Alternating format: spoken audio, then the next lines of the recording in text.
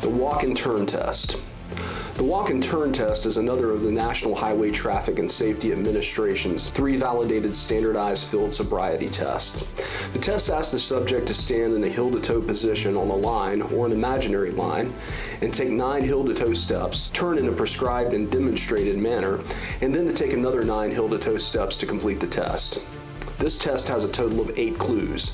The first clue, ironically, is during the instruction phase when the officer is explaining this test to the subject. This clue is titled "Cannot Keep Balance While Listening to Instructions."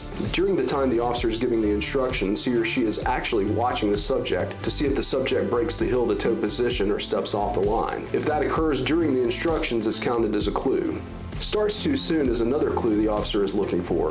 When the instructions begin, the officer usually says, "Until I tell you to begin," or "When I tell you to start." Many times you'll see someone start to walk after the officer is giving the instructions, but before the officer gives the command, "You may begin."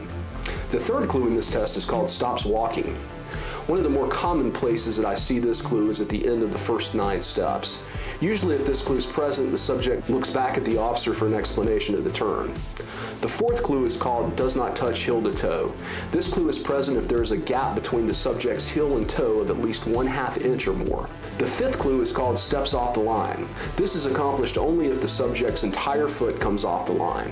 Remember that this is all subjective at this point if we're dealing with an imaginary line. Officers always ask the subjects to imagine a line but never ask how thick or how thin the line is. There's a big difference between the thickness of a fog line on the roadside and of a tightrope. The sixth clue is "Use his arms for balance." This clue is present when either of the subject's arms come away from the side of his or her body by more than 6 inches. The next clue is called "Improper turn." This is probably one of the most popular clues in the test. I say most popular because almost everyone that takes this test exhibits this clue. For the turn to be proper, the subject must keep his or her front foot planted and then take a series of small steps around that foot. Many people do a military style about face or just turn around or pivot or spin, which leads the officer to reporting this clue.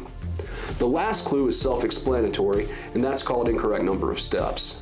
The test should consist of a total of 18 heel-to-toe steps, plus the steps involved in making the turn.